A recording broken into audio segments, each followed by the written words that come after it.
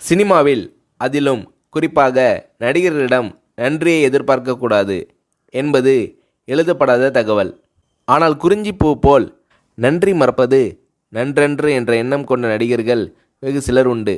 அதில் வடிவேலும் ஒருவர்.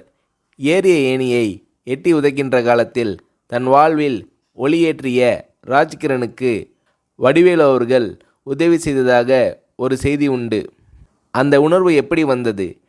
இதை பற்றி வடிவேலு அவர்களை ஒரு முறை சொன்னபோது, எப்படின்னு சொல்கிறது கஷ்டம்ன, ராஜகிரண் சார் இல்லைனா நான் இல்லை, இந்த புகழ் வசதி வாய்ப்பு எதுவுமே இல்லை, அவர்தான் கை தூக்கி விட்டு சோறு போட்டார், எனக்கு அவர் கடவுள் மாதிரி, அப்பேற்பட்ட மனுஷனுக்கு கஷ்டம் வந்தால் பார்த்துக்கிட்டு சும்மா இருக்க முடியாதுண்ணே, அதனால் என்னால் முடிஞ்ச உதவியை செஞ்சேன், அதை உதவின்னு சொல்கிறதே பெரிய வார்த்தைண்ணே, நன்றி கடன்னு தான் சொல்லணும், இன்னும் கூட தீர்க்க முடியாத நன்றி கடன் அது என்று உருகுகிறார் வடிவேலு.